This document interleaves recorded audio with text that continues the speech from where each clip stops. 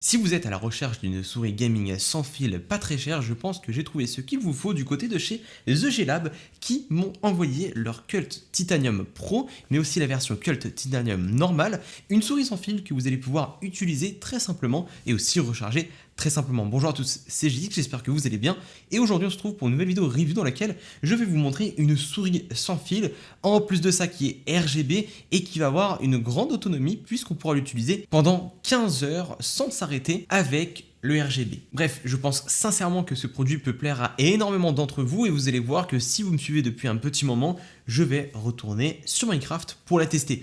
J'espère que ça vous plaira. N'hésitez pas à vous abonner à ma chaîne YouTube si ce n'est pas déjà fait. Et nous, on est parti sans plus attendre pour commencer cette vidéo avec l'unboxing. Et on se retrouve donc avec la Cult Titanium Pro, mais aussi la Cult Titanium normale. Deux souris qui vont pouvoir être wireless, et ça évidemment je pense que ça va me changer la vie. J'ai toujours été habitué à une G502 qui a un fil, et là au moins on va pouvoir voir les deux versions, et bien ce que ça donne en termes de différence. Globalement avec la Titanium Pro déjà on aura un support de chargement en plus, bien plus esthétique, bien plus pratique. Donc on est parti pour ouvrir tout cela. Allez, on va ouvrir et je note que les packaging mettent en valeur les produits. On a tout ce qui a besoin d'être dit sur la souris sur le packaging. Low latency, Bluetooth, 2,4 GHz, 12 000 dpi. Voici donc la version Pro. La Cult Titanium Pro nous a été envoyée avec le support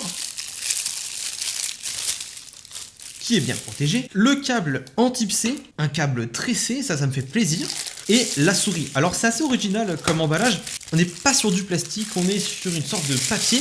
Du moment que ça protège, moi ça me va, et voici la souris entre mes mains.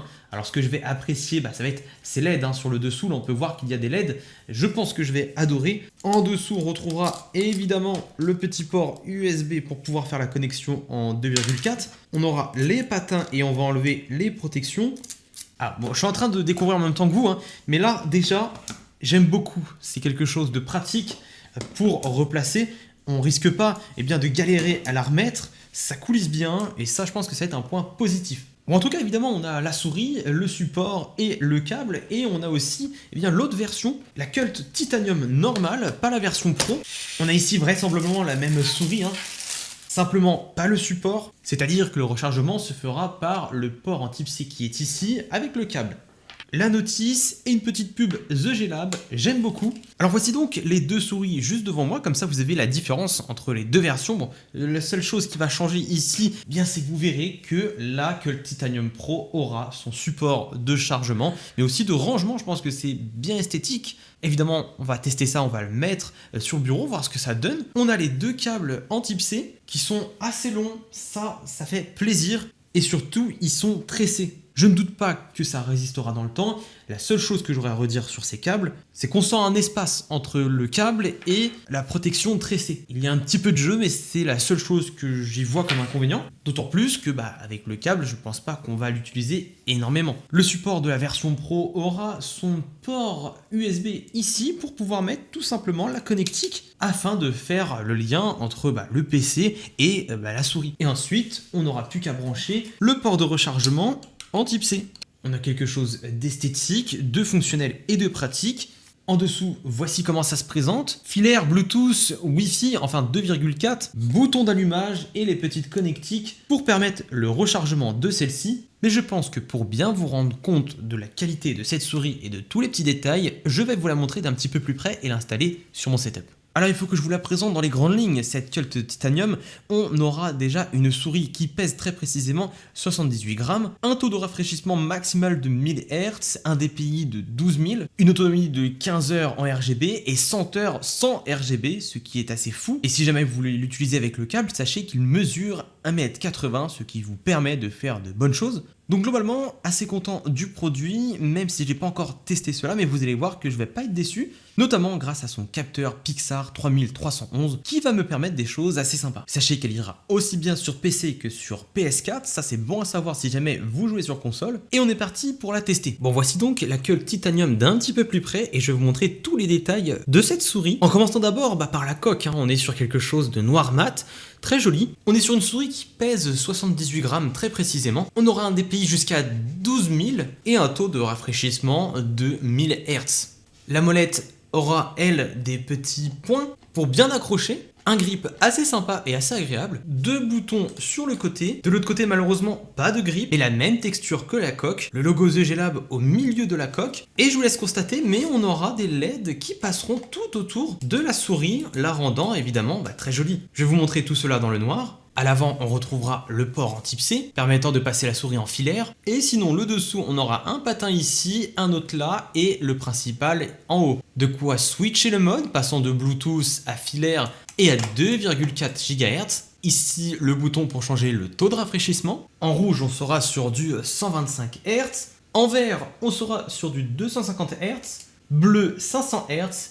Et violet, sur du 1000 Hz. J'aime beaucoup la couleur du RGB et la discrétion que ça a. Et sur le dessus, on retrouvera un bouton ici qui permettra de modifier le DPI. Passant de 800 à 1200 à 1600 et jusqu'à 12 000 de DPI. Évidemment, avec la version Pro, on retrouvera le socle de chargement sur lequel on pourra donc recharger la souris. Et si vous avez comme moi la chance d'avoir la version Pro, vous pourrez donc la recharger grâce à son socle.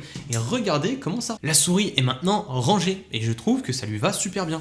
En plus de recharger la souris, ça servira aussi de rangement, de support de rangement. Son support est évidemment un gros plus, comme ça là elle recharge et on sera reparti après pour utiliser cette souris jusqu'à 15 heures en RGB et 100 heures sans le RGB. D'autant plus que la durée de vie annoncée par le constructeur est de 20 millions de clics par bouton, donc on peut y aller.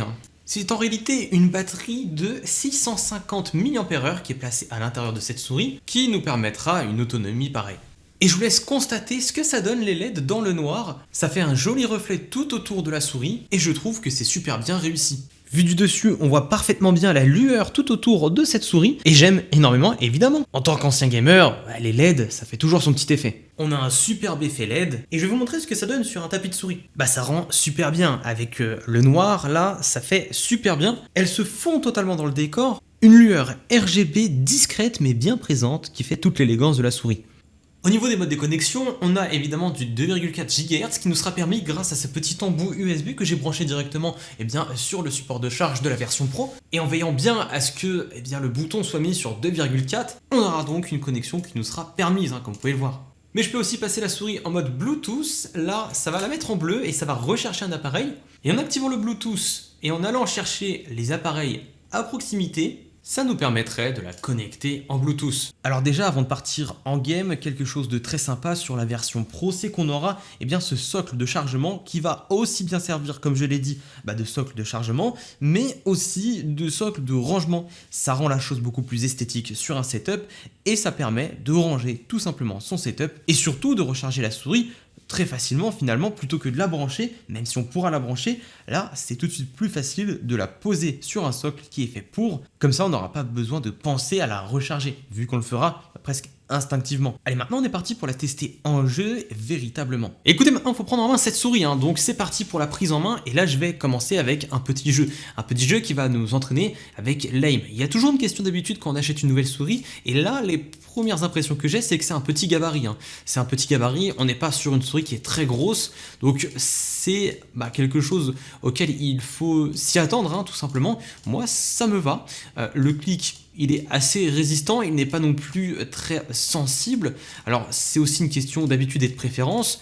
J'aime bien, mais c'est vrai que ma souris de base a quand même un peu moins de résistance sur les clics, mais en tout cas, on a quand même quelque chose de sympa. Au niveau de l'aim, évidemment, rien à redire, au niveau de la précision non plus, et au niveau de la sensibilité, du délai de réponse, ça va aussi.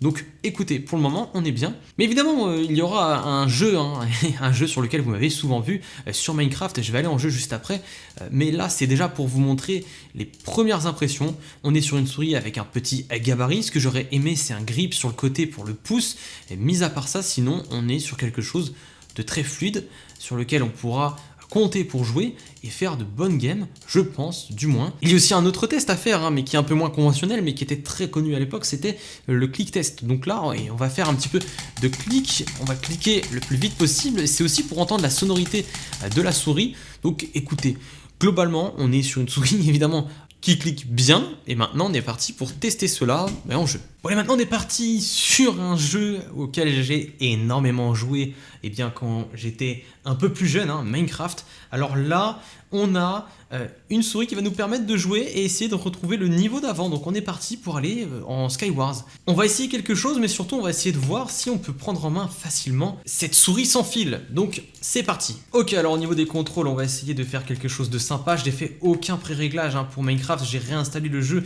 en vitesse et c'est vrai que ça change. Il y a de nouvelles choses et j'ai perdu tous mes réflexes. Ok.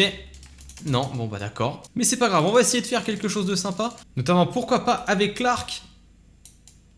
Ok. Apparemment, ça fait bien trop longtemps que j'ai joué à Minecraft, moi.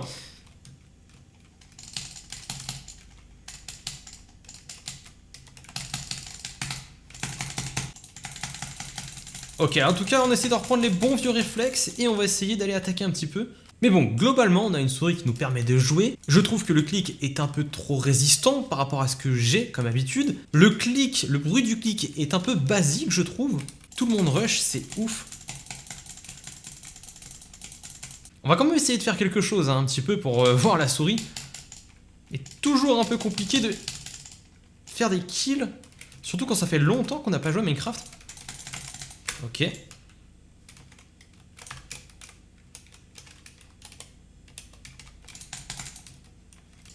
Alors on va essayer de faire quelque chose de sympa. Ah, dommage. Bon, j'ai fait un kill en plus. Et ça fait toujours plaisir de revoir un jeu auquel on a énormément joué. Bon alors, qu'est-ce que j'ai pensé de la Cult Titanium Pro, cette souris sans fil, qui aura un support de charge et qui aura jusqu'à 12 000 de DPI. C'est une souris qui est compacte et légère, qui va vous permettre de faire pas mal de choses, avec du RGB qui sera discret mais bien présent et élégant. Ce que j'ai bien aimé sur cette souris, c'est la personnalisation rapide, avec les boutons qui nous permettront de changer le taux de rafraîchissement ou encore le DPI très simplement. Aucun potentiel délai identifié pendant mes tests vis-à-vis de la connexion en 2,4 GHz ni en Bluetooth. Donc globalement, elle est faite pour vous si jamais vous voulez une souris compacte sans fil, pas très chère. Et les deux seules choses que j'aurais à lui reprocher vis-à-vis du test que j'ai fait, c'est qu'il n'y a pas de grip pour le pouce. Ça, c'est quelque chose auquel je suis habitué et je le ressens. Donc ça aurait été bien d'avoir du grip ici, même si on a du grip sur la molette. Et deuxième chose que je pourrais lui reprocher, c'est le bruit des clics. En tant que gamer, ancien gamer, évidemment, c'est très important. Cette souris fait pas mal de bruit au niveau des clics. Et c'est pas la sonorité que je préfère, mais ça c'est propre à moi. En parlant de clics, le constructeur nous annonce une durée de vie de 20 millions de clics, donc je pense que là on est servi en termes de longévité. Et les différents modes de connexion, ça va être super, que ce soit le Bluetooth, que ce soit le filaire ou encore le 2,4 GHz, vous allez pouvoir la connecter comme vous voulez, avec une très grande simplicité. Bref, si jamais ça vous intéresse, le lien de ces deux versions seront dans la description. N'hésitez pas à aller voir son prix et me dire ce que vous en pensez en commentaire par rapport à son prix. En tout cas, je vous invite à vous abonner à ma chaîne YouTube si ce n'est pas déjà fait. Et nous on se retrouve à la prochaine pour une nouvelle vidéo. C'était GX.